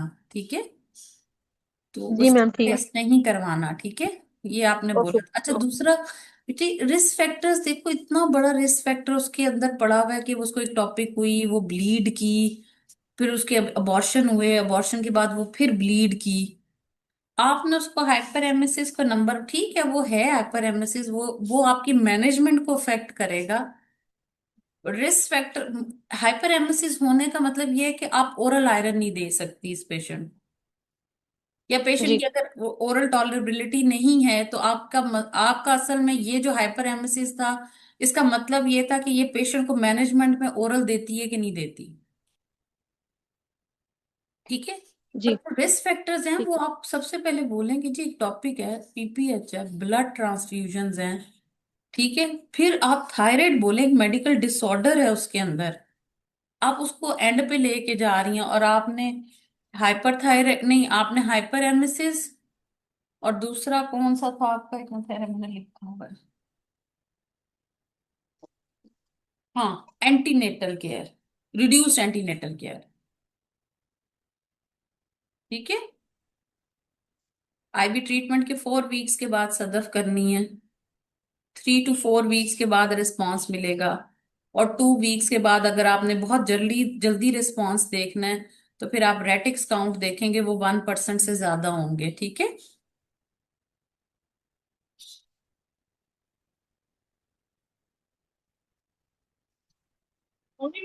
मैडम ये रेटिक्स काउंट वाली बात समझ नहीं आई, ये प्लीज एक्सप्लेन कर दें। अगर आपने बहुत जल्दी रिस्पॉन्स किसी का देखना है, चाहे ओरल आपने आयरन दी है चाहे आपने इंजेक्टेबल आयरन दी है, और यू वांट कि मैं इसको 4 हफ्तों से पहले रिस्पॉन्स देख लूं, तो फिर आप रेटिक्स काउंट देखते हैं, वो 1% पे, 2 वीक्स के बाद 1% पे से ज्यादा हो तो इसका मतलब है रिस्पॉन्स आ रहा है। अदरवाइज आप 3 to 4 वीक्स पे हीमोग्लोबिन रिपीट करेंगे। ठीक है ठीक है मैडम, ठीक। जी, और कौन किसने क्वेश्चन पूछा, when will we repeat IV? ठीक है, ओके, ये मैंने आंसर कर दिए। एनीथिंग एल्स, कोई और ऐड करना चाहते हैं इसके अंदर कोई बात, तो ऐड कर दे जो मुझसे मैम मिस एक हुई। मैम मैंने एक आपसे क्वेश्चन जी जी पूछिए। पूछा है। मैम जिस तरह से एग्जामिनर ने मेरे से पूछा था कि अगर आप इसको विनोफर लगाओगी और वो आपके कितने वीक्स में आयरन की जो है ना उसका इम्प्रूव कर देगा। आई आई इंजेक्टेबल आयरन हो चाहे मैंने टू ओरल टू आयरन टू हो, टू वो टू 4 वीक्स फोर लेता है। बोला था। 3 to 4 वीक्स। जी मैम, मैं 2 to 4 वीक्स बोला। अच्छा, क्योंकि वो टू बार टू बार कहती कि नहीं 2 to 4 वीक्स नहीं तो। 4 वीक्स ना, टू नहीं हो सकता ना, टू में तो नहीं आएगा। मिनिमम 3 वीक्स पे आपको पता चलेगा एचबी से। बहुत मिनिमम अगर आपने देखना है तो ठीक है। आप क्लियर बताइए कि जी after 2 weeks retics count will show the response, and after 4 weeks haemoglobin will show the response of the IV, IV और ओरल आयरन, दोनों का ही। ओके। ठीक है, इंजेक्टेबल का ओके भी और मैम। ओरल का भी, आप चाहे इंजेक्टेबल दें चाहे ओरल दें, रिस्पॉन्स आपको 4 वीक्स के बाद ही पता चलना है। ठीक हो गया। Very clear. 2 to 4, देखिए मैं इसमें आपको, you must be very crisp. ये वेग चीज नहीं होगी 2 to 4, no. You must be very crisp in your management. बड़ी क्रिस्प किस्म की मैनेजमेंट बतानी है, जिससे मतलब आप शेकी नहीं हो सकते। आप ये नहीं कि I will deliver her between 37 to 30, no. 36 पे करोगी या 37 पे करोगी, एक बोलो। यही करते हैं ना एग्जामिनर हमारे साथ, एक बोलो। जी मैम। ठीक है। सो आपको you should be very clear कि जी मैंने जी इंसुलिन ले रही है, गेस्टेशनल डायबिटीज है, मैंने 38 से ऊपर नहीं जाना मैडम। कोमॉर्बिड है कोई साथ में, 37 से ऊपर नहीं मैम जाना। मैम अगर सेकंड ट्राइमेस्टर हो तो फिर तो वीनोफर अच्छा है ना, बिकॉज अगर इस तरह का सीन है कि हाइपरेमिसिस भी है और हाँ ओरल हाँ, ये आज एब्जॉर्प्शन वाले में केस के मसला है। अंदर आयरन, इंजेक्टेबल आयरन अच्छा जी है। Ma'am. Don't ma'am don't say, सिर्फ मैं ये देखें पूछ रही एक थी। मिनट, एक मिनट मेरी बात सुनो, वीनोफर के नाम ना लीजिए। आप मैम नाम यही आयरन सुक्रोज। कार्बोक्सी जी जी माल्टोज मैम। और आयरन सुक्रोज। यस मैम, यही कहना चाहती ठीक है, क्योंकि जी पहले आप वीनोफर बोलते थे क्योंकि आपके पास आयरन प्रिपरेशन ही आयरन सुक्रोज थी। लेकिन अब आपकी मार्केट चेंज हो गई है, अब मार्केट में कार्बोक्सी माल्टोज ने आयरन सुक्रोज की वैल्यू बहुत डाउन कर दी है। जिसका 8 एचबी है, आप खुद सोचो उसके साथ वीनोफर लगवाना, आयरन सुक्रोज लगाना बेहतर है या 3 कार्बोक्सी लगाना बेहतर है? ठीक है, सो वर्ड आपने अब वीनोफर नहीं बोलना, ना ही आपने इंजेक्टेबल आयरन बोलना है, because there are not two preparations available. So you will clearly clear out कि I will give iron sucrose और I will give carboxy maltose.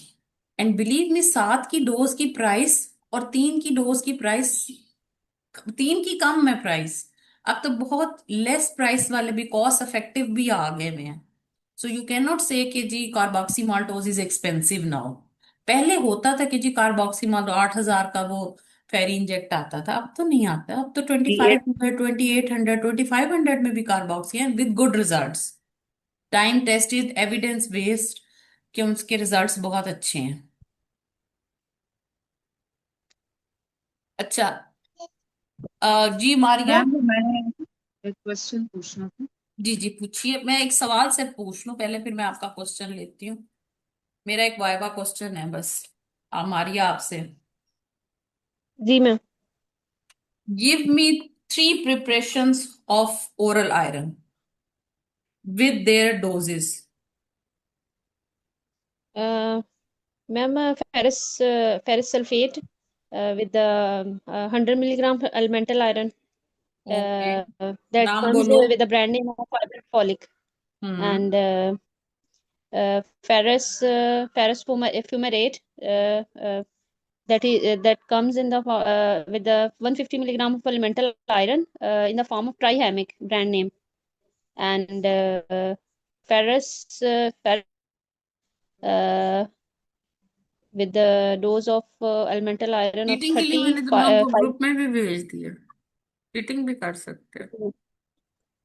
चलो। मैम सेंको बयान भी है उसमें 35. ठीक है, ये है जी चीटिंग आपके सामने। बोलो अब। सल्फेट, जी ma'am. Fumarate, gluconate glucon D. और पोलीमाल्टोज कॉम्प्लेक्सेस। पोलीमाल्टोज कॉम्प्लेक्सेस में अब सल्फेट और का ये जो पोलीमाल्टोज कॉम्प्लेक्सेस है, ये इसमें सबसे ज्यादा होता है। ठीक है, फिमरेट में भी होता है, वो जी ट्राइहेमिनिक होती है, सेंगोबियान में सबसे कम होता है। इतने शौक से सारे सेंगोबियान 30. लिख रहे होते हैं, और फिर मैं कहती हूँ कि यार 8 एचबी है, सेंगोबियान 30 दे दी उस बेचारी को। सेंगोबियान बड़े शौक से दे रहे मैडम होते हैं थर्टी सारे। फाइव हाँ, 35 होती है ना उसमें एलिमेंटल आयरन, हाँ मतलब 30 to सेंगोबायोन में। 35 होते हैं ना, अब्जॉर्प्शन तो 30 ही होती है ना। तो वो ठीक है। इतनी थोड़ी सी है ना, या तो फिर टीडीएस जी। दो तो ठीक है। तो हाइब्रिड फॉलिक 100 है, ट्राइहेमिक सबसे अच्छी है, फ्यूमेरेट में अच्छी है, लेकिन वो आप टॉलरेबिलिटी उसकी कम है। और ठीक है। सो ये आयरन प्रिपरेशन है आपकी, ये आप इसलिए मैंने भेज दी, लिख लो, याद कर लो। तस्वीर भी मैंने बना के इसलिए भेज दी, नाम भी याद रखने हैं, उसके अंदर एलिमेंट आयरन कितना है वो भी याद रखना है, ठीक है। जी आप सवाल पूछिए डॉक्टर उसमें। मैडम प्राइस तो नहीं पूछते? नहीं, लॉन्ग केस जो एमएस वाले हैं उनसे शायद पूछ लें, लेकिन शॉर्ट केस में नहीं जी मैम। पूछते, लेकिन लॉन्ग केस में मैम तो क्या चीज मैम क्या चीज लॉन्ग केस में पूछ रही? जो प्राइस एमएस वाले और स्टूडेंट्स हैं उनसे मेडिसिन। प्राइस के बारे में भी, तुम इतनी महंगी दवाई क्यों दे रही हो उसको, हालांकि ये सब इतनी एक्सपेंसिव नहीं है। फोर लेस देन 500 में ये सब आ रही हैं। मैम अब तो बीस ग्लाइसिनेट भी है ना मार्केट में। हाँ वो ये आ रही है बेसलरी जो है। मैम उसका रिस्पॉन्स इससे पॉलीमाल्टोस से अच्छा है। हाँ लेकिन उसके अंदर थोड़ा है, बिस्लरी के अंदर मैं देख लेती हूँ उसमें कितना है। मैम बिस्लरी में आपने देखना है ना आयरन कितना है उसके अंदर, ठीक है ना। जी बिस्ग्लाइसिनेट है ना बेसलरी के अंदर, सबसे इंपॉर्टेंट ये है, वो मैंने सर्च नहीं किया था, ये मैंने किया हुआ है। मतलब 3 4 ही पूछते हैं, वो सारे तो पूछते नहीं है ना, ठीक है। सो उसके अंदर आपने ये, वो भी बेसिकली बेसलरी के अंदर पोलीमाल्टोज कॉम्प्लेक्स ही है। बिस्ग्लाइसिनेट आप कह रही है ना। Yes ma'am. हाँ बिस्ग्लाइसिनेट जो है ना,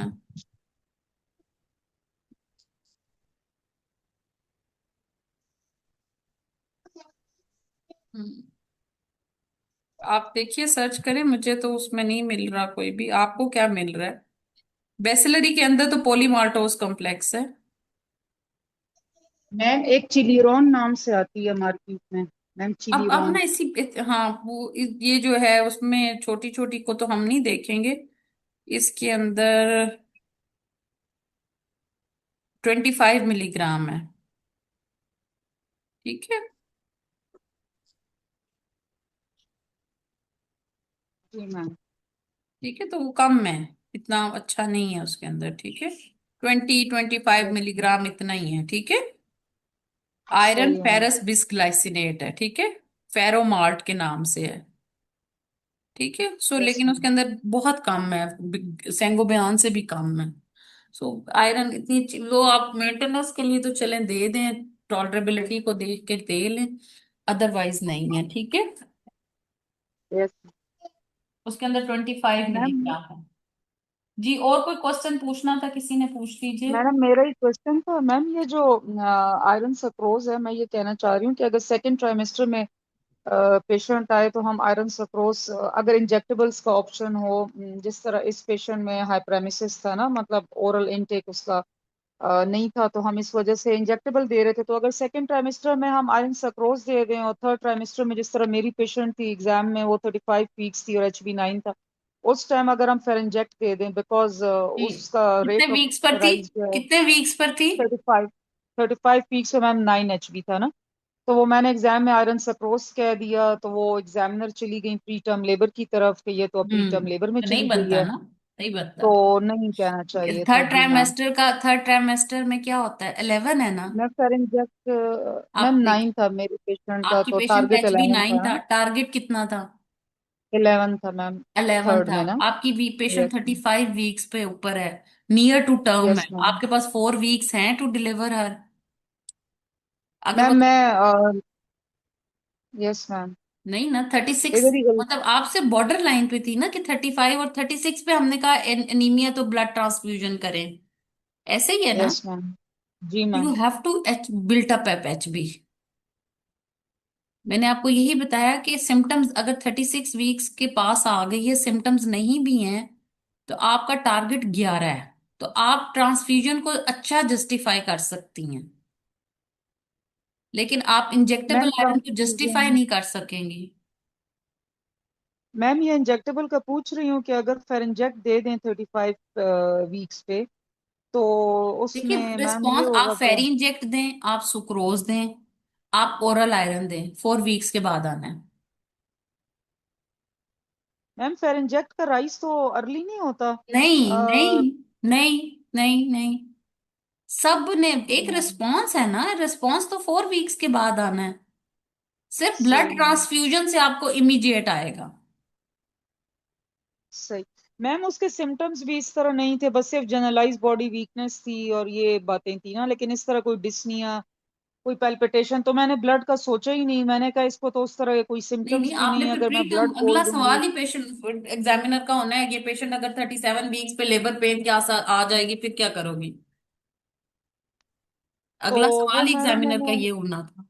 थोड़ा सा तो बॉर्डरलाइन इसको केस, बॉर्डरलाइन गेस्टेशनल एज थी, बट देनी इसको ट्रांसफ्यूजन थी, क्योंकि आपका टारगेट HB 11 है, पेशेंट की 9 है। ठीक है।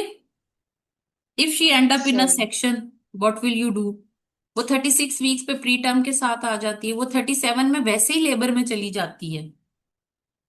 ठीक है। तो इसलिए सही। ये इसको मैडम आपका फिर एक केस जो है ना, ट्रांसफ्यूजन। आप जस्टिफाई नहीं कर सकेंगी इंजेक्टेबल को एक्चुअली। जी ठीक है। मैडम यही क्वेश्चन फिर उन्होंने किया कि आप इसको 4 वीक्स पे बुलाएंगी, इसका तो रिस्पॉन्स 4 वीक्स में पता चलेगा, लेकिन वो तो 36 वीक्स पे प्री टर्म में चली गई है। हाँ, तो फिर मैडम फिर इसके बाद फिर मुझे रियलाइज हुआ कि नहीं, मुझे मैडम मैं ब्लड इसलिए भी नहीं बोल सकी कि मैंने सोचा कि अगर अभी मैं ब्लड बोलूंगी तो फिर कहेंगी इसके तो सिम्टम्स भी उस तरह के नहीं है, और ब्लड हैजर्ड्स होते हैं, ब्लड ट्रांसफ्यूजन के अपने लेकिन आप उसको हैजर्ड्स हैं, और जस्टिफाई कर आपने। सकती थी मैडम। यही आप, जो एग्जामिनर ने सवाल पूछा है ना, वो आपकी जस्टिफिकेशन थी। Madam, I want to build up HB earlier, patient might goes into the preterm labour, so I want to build up of HB that she is at in third trimester and target HB according to the SOGP is 11. So I want to build up of HB. And सही। she had the ma'am mild वो, symptoms as well. She had the mild symptoms as well. And if I will go opt for the injectable iron, it will take the 4 weeks. जो उसने सवाल किए, वही आपकी justification थी blood transfusion की।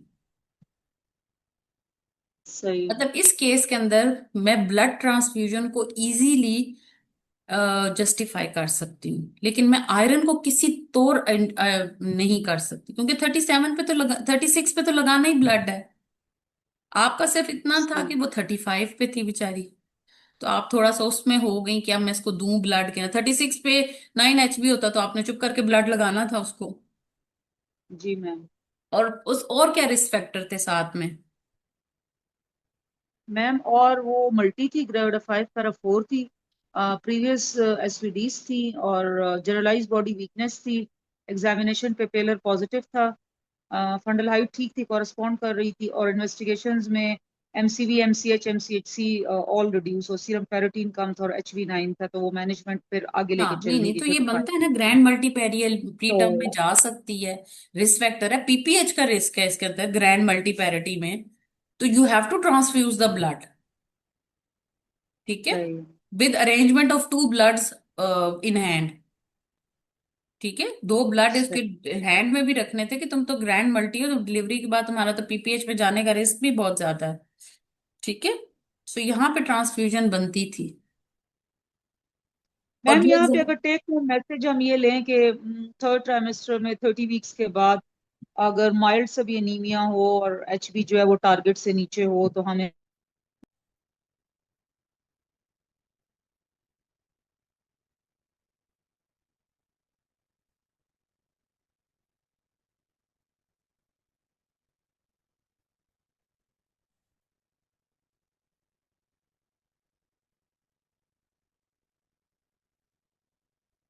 जी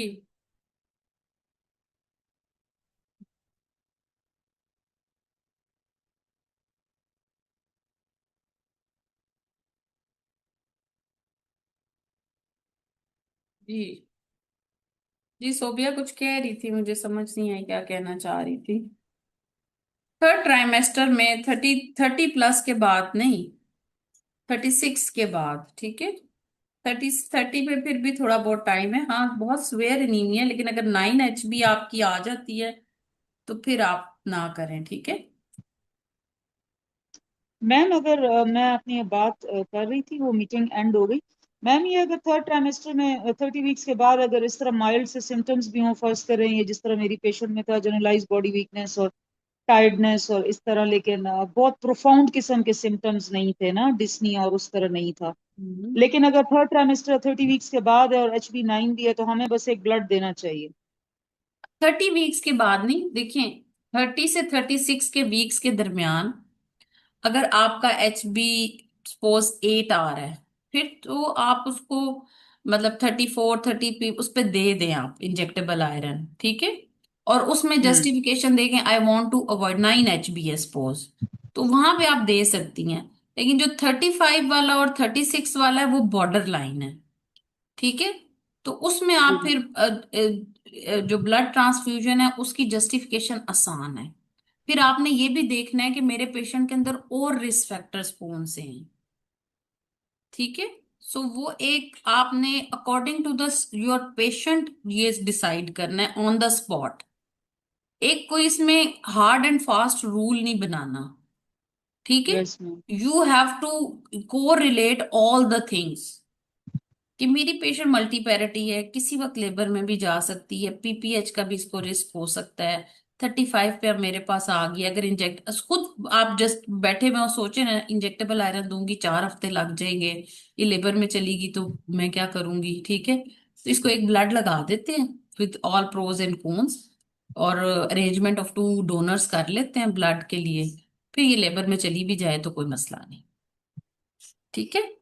यही पेशेंट अगर मल्टी ग्रेव्ड, सेम पेशेंट आपके पास 32 वीक्स पे 9 HB पे है, तो yes you can give for rapid increase of HB, I will transfuse her injectable iron. सही मैडम, मतलब 35 36 पे हम यस मैम जस्टिफाई कर हाँ, देंगे, 32 जस्टिफाई पे हम। करना आसान है ब्लड ट्रांसफ्यूजन को in in view of multiple risk factors, ठीक है। मैम बस उस टाइम मैं असल में, बाकी केस तो बड़ा अच्छा हुआ और वो मतलब एग्जामिनेशन समरी सब कुछ मेरा टाइम पे हो गया, तो मेरा ख्याल था कि अभी तक तो मेरी फ्लो बची बड़ी अच्छी जा रही है, लेकिन मैनेजमेंट में जरा मैं इधर थोड़ी सी मैडम, मेरी अक्सर मैनेजमेंट मैंने नोट की है, मैं जाके अपने वार्ड में भी मैनेजमेंट में जाके मैं कुछ ना कुछ उसका सिर्फ अप एंड यही डाउन तरीका कर है, जैसे देती अभी हूँ। हमने सॉर्ट आउट किया ना कि अच्छा मेरी पेशेंट इतने वीक्स पे है, मैं ये करूंगी तो ये हो जाएगा, ये करूंगी तो ये हो जाएगा। हर चीज की आपके पास जस्टिफिकेशन होनी चाहिए। जी मैम। आपने कहा कि मैं उसको 35 वीक्स पे आयरन टू, वो तो 39 पे रिस्पॉन्स देगी, जी वो मैम तो बिल्कुल। लेबर में किसी वक्त भी जा सकती है अब। सही। ये मल्टी ग्रेव्ड है ना, सही। तो थोड़ा जी सा मैम। उसको सिनेरियो को देखते हुए बात करनी है आपने, ठीक है। ठीक है मैम। चले, मैं इंशाल्लाह आज कोशिश करती हूँ कि सारी रिकॉर्डिंग्स अपलोड कर दूं, ठीक है। वो कोई भी क्वेरी थैंक हो यू सो मच निमिया से, doctor Khurat, thank you so much, जजाकल्ला। Welcome, most welcome. कोई भी क्वेरी हो रिलेटेड टू अनीमिया आप पोस्ट कर दें, ठीक है। कल डॉक्टर रुखसाना का होगा, थर्सडे को मेरा होगा, थोड़ी सी टाइमिंग्स की चेंजेस हुई, डेज चेंज हुए हैं, ठीक है। तो डॉक्टर्स मैं भी कोशिश करूंगी 9:30, अगर मैं ज्वाइन कर सकी तो मैं कर लूंगी, ताकि मैं देख सकूं जिसने भी प्रेजेंट करना है, ठीक है। थैलेसीमिया का मैं आपको टास्क, थैलेसीमिया के अंदर आपने सिकल सेल डिजीज और थैलेसीमिया दोनों करना है। आई थिंक मैंने थैलेसीमिया का मटेरियल नहीं भेजा, वो मैं भेज देती हूँ, ठीक है। वो मैम बैठे ही लिटरेचर ग्रुप में है। मैम लिटरेचर ग्रुप में है, है, आपने शेयर अच्छा, किया। ओके।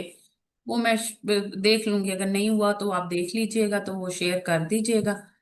नहीं तो वो आप उसको देखिए, और थैलेसीमिया और सिकल डिजीज को कंपैरिजन में पढ़ना है, ठीक है। सही है मैम। दोनों को ठीक है। आपस में कंपेयर करके पढ़ना है आपको, बहुत बेहतर तरीके से वो याद होगा, ठीक है।